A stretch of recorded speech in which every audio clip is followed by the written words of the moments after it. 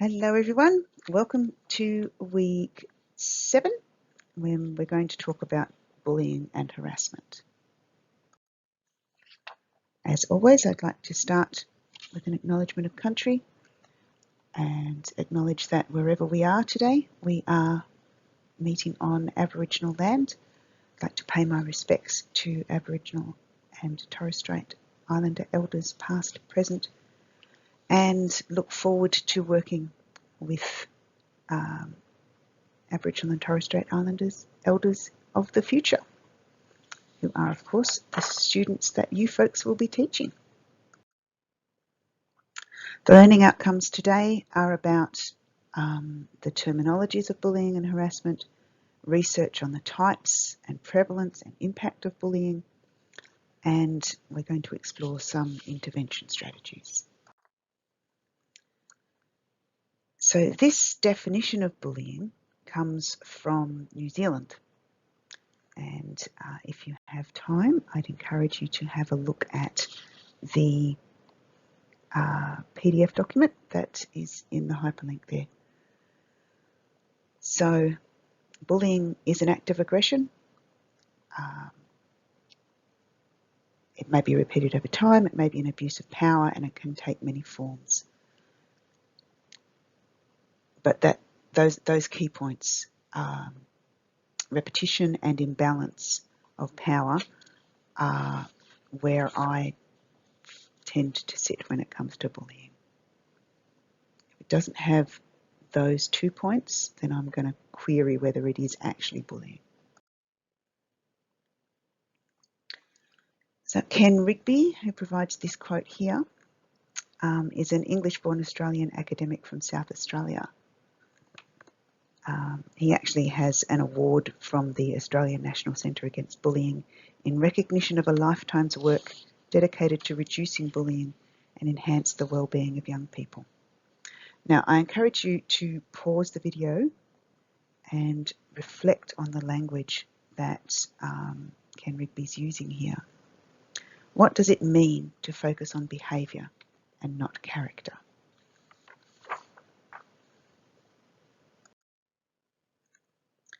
So, having done that reflection, here are the most common forms of bullying.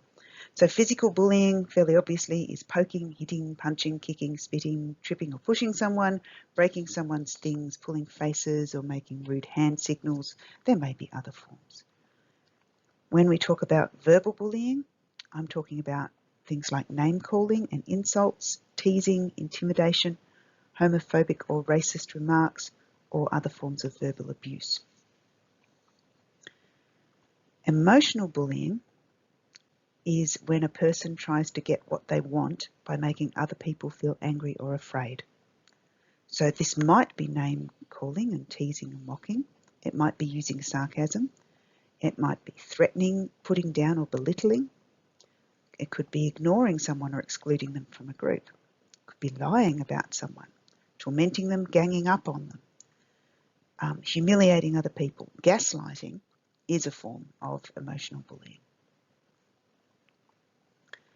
Social bullying, lying about people, spreading rumours about them, playing horrible jokes on them, leaving someone out on purpose, embarrassing someone in public.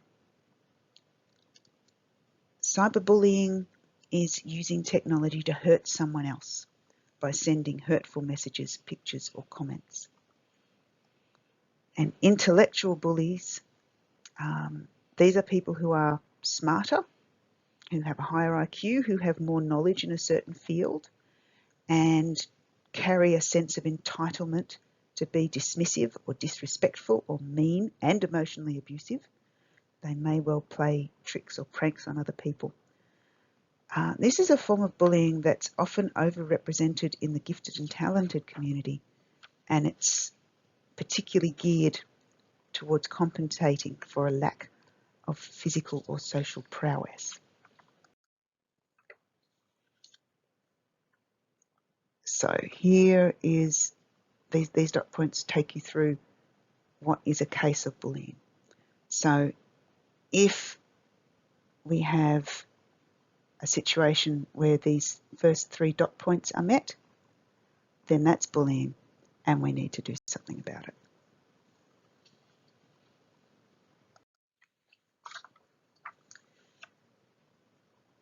There are behaviours that do not constitute bullying, and this comes back to that point of power imbalance. When you've got 2 people who are disagreeing with each other, that's not bullying. If you've got somebody who doesn't like someone else, just not liking someone is not bullying. It's only if we end up with repeated behaviours where there is a power imbalance that we have bullying. But even where we have mutual disagreements, or even where we have somebody who doesn't like someone else, or where somebody's just been mean once or aggressive once, preventative conflict resolution skills, modelling and explicit teaching of emotional resilience are still important things that we need to introduce into these cases, even when it's not bullying.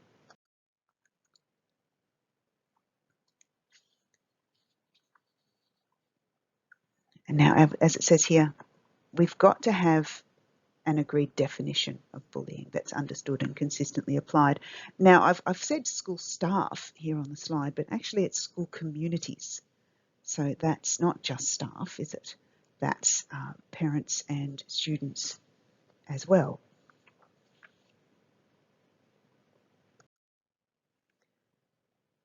Harassment is different to bullying. And as it says here, some harassment is unlawful, like sexual harassment, racial vilification, etc. But all harassment is undesirable.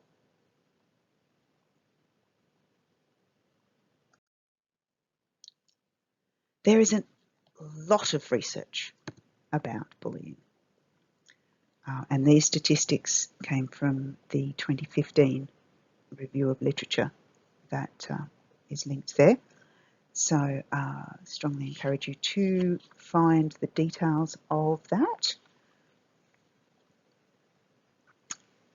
All of these statistics are very challenging for us as educators.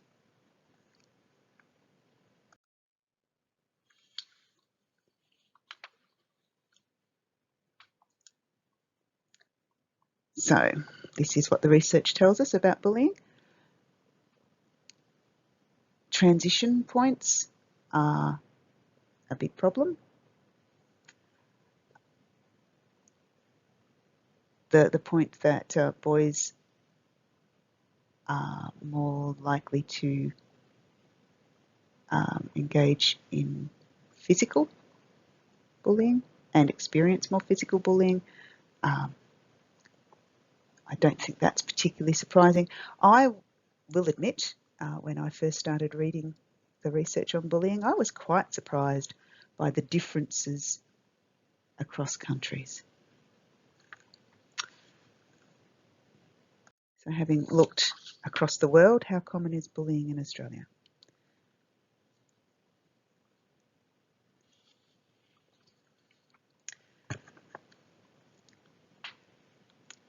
The fact that 87% of children are witnesses to what is happening is very important, and we're going to explore what we can do in terms of witnesses to bullying a little further later in the lecture.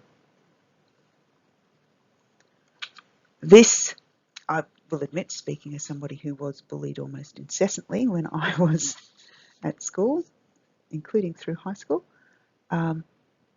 this I find heartbreaking, that this situation hasn't improved from when I was in school in the 1970s till now.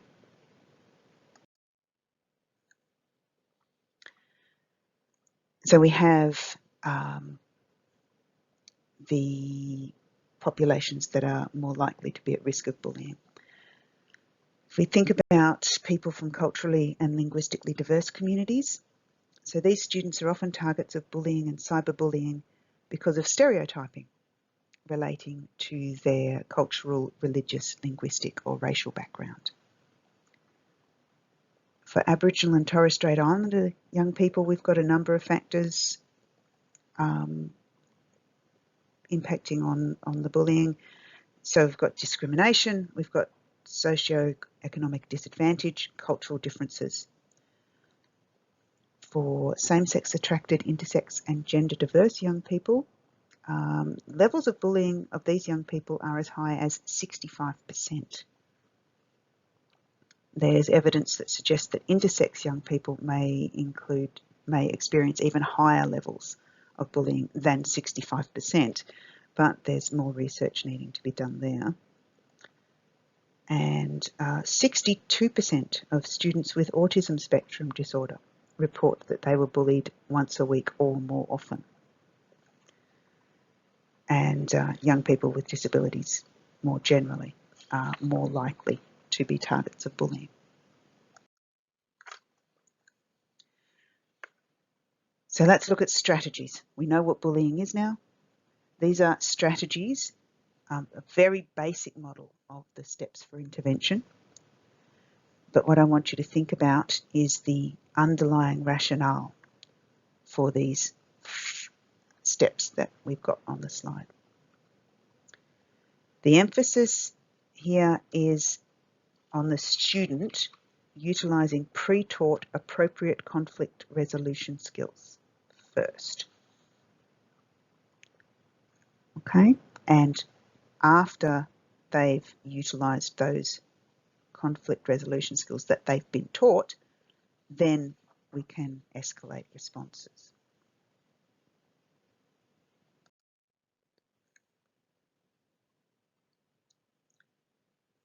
So this research from Spears is very significant. The fact that about 26% of students either assist or reinforce the bullying, and another 24% of them do nothing. So 50% of bystanders in 2014 did nothing to stop, or either did nothing to stop it or reinforced it. Only 17% of people, of bystanders, actually tried to assist or to support the victim. Okay, so bullying is not just a relationship dynamic between a bully and a target.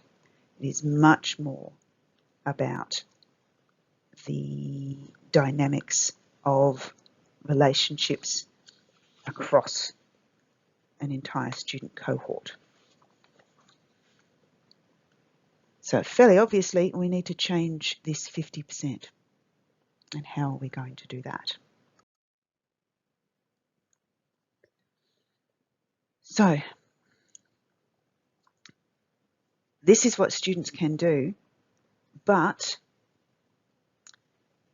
they're not particularly likely to do this unless we teach them to do this.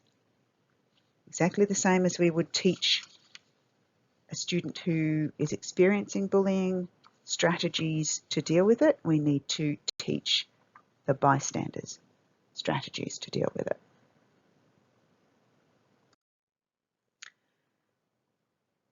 So these are 6 of 9 intervention strategies that Ken Rigby's got listed on his page. They're the 6 that are common to the STEPS decision-making framework as well.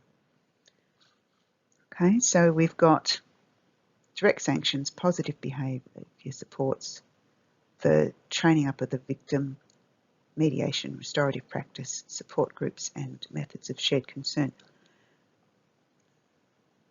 Now, positive behaviour supports is where both ACT and New South Wales Education have landed in terms of intervening in bullying situations. So that positive behaviour for learning, by the end of 2021, all ACT public schools should be using positive behaviours for learning. And there's information about PBL in your pre-workshop reading, and we'll be exploring it further in the workshops. And the same with restorative practice.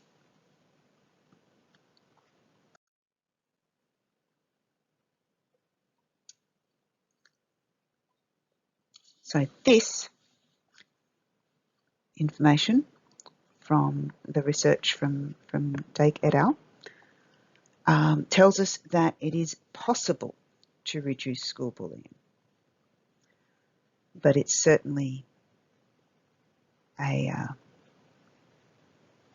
major amount of work.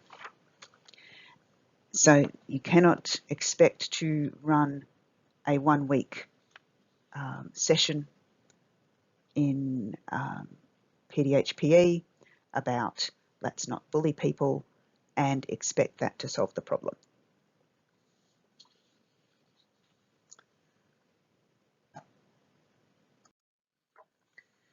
So prevention of bullying needs to be a whole school approach. So this information is all drawn from the Understanding Bullying documents that are part of the Bullying No Way .gov.au resources.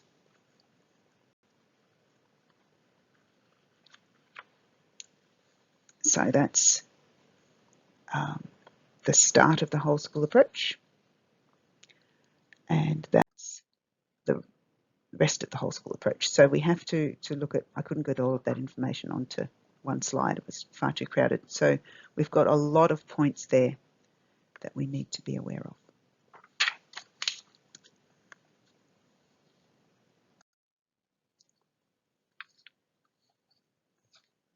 So how do we find out about it? There are many ways of finding out about violence and bullying and harassment in our schools.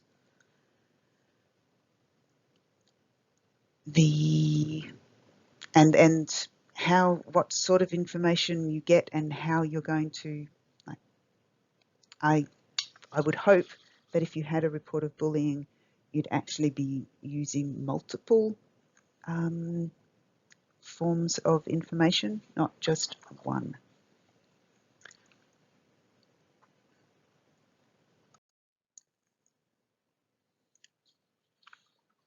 So leadership and online safety.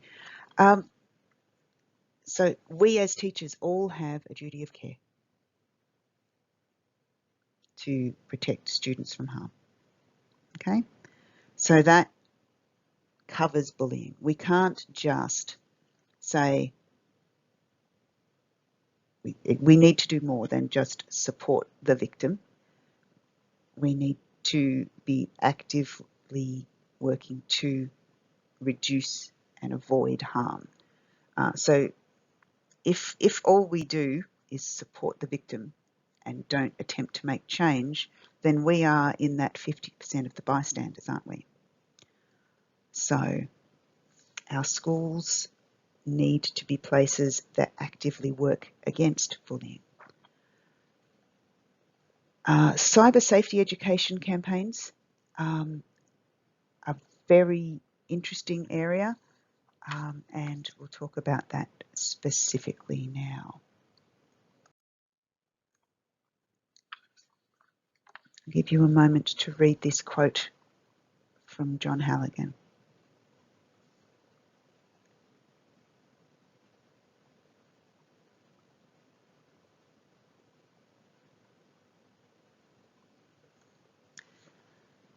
So when we are thinking about online safety in general, it's important to remember that this is an amplified medium. But the root issue here, in this case in particular, is homophobia.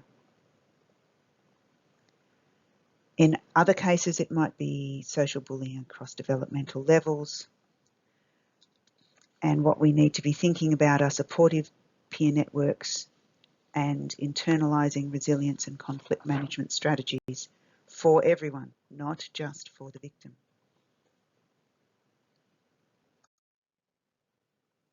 So these are some of the issues involved in cyberbullying.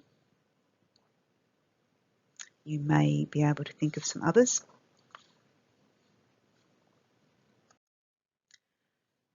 And these are some of the unique elements to cyberbullying which don't happen in physical, face-to-face type bullying.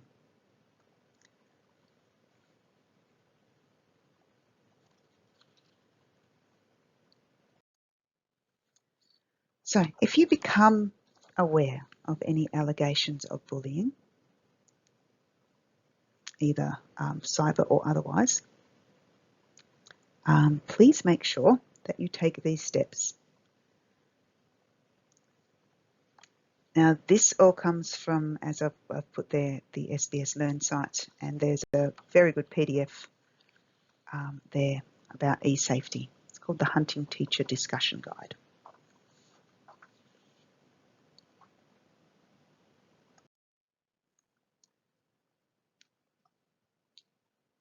I think it is quite understandable that parents and carers have become concerned about the problem of bullying, particularly when we've seen some of those statistics that we've seen. And it is a perfectly reasonable thing for them to want schools to actually exercise their duty of care and to have effective procedures. And the key word there is effective.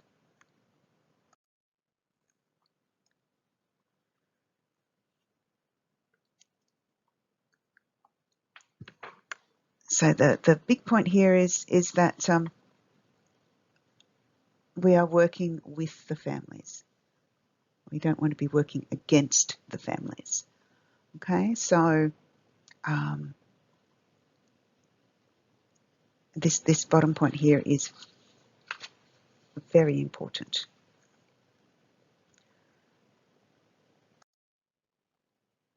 Okay, so we want to involve the parents and carers in the development of anti-bullying policies. I would hope when you enter schools that those policies do already exist, but if they didn't involve the parents in the creation of them, it's probably worth reviewing them. And there's a number of other ways that parents can be involved listed there. Okay, so this is the process for when we're working with students who have engaged in bullying. Okay, so this point here is really important. We don't want to be suggesting to parents that we're not going to turn around to parents and say, your child is a bully. We're going to say, we have evidence that suggests that your child has engaged in bullying. So this is behaviour, not an attack on the child, and therefore, because an attack on the child's character is an attack on the parents. And they're just going to, we want this to be a discussion that moves somewhere. We don't want to have these parents putting up barriers. So, and we need to always be coming back to the agreed processes and the agreed rules. And this is why it's important that these policies are developed in collaboration with parents, because then parents have some ownership of them.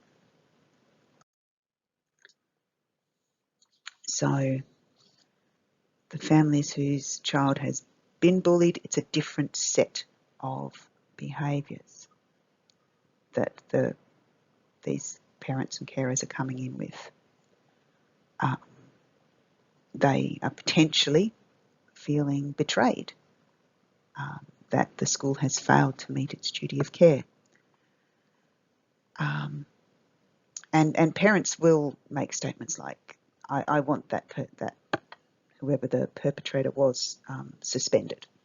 I'm going to take this to the police. And that is, the parent can want that, the parent can choose to take things to the police, but the school has to act in accordance with the publicised and agreed anti-bullying policy.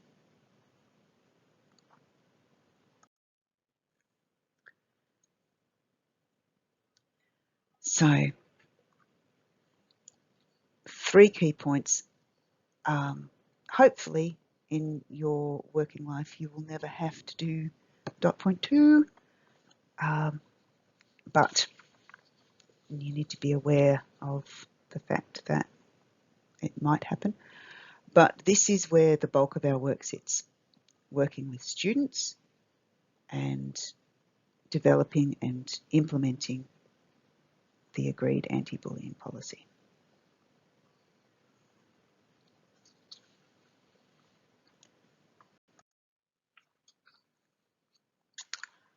Okay, so this again is, we're still within what schools are doing to address the problem. So there are this reasonable degree of surveillance. It's part of the reason why we have schools, why we have teachers on duty in the playground. But it's also about what's happening in the corridors and what's happening in our classrooms. So we need to be aware of what's going on, and we need to act. It is completely inappropriate for any teacher to ignore bullying behaviours, and even worse, to tell a child to ignore bullying behaviours.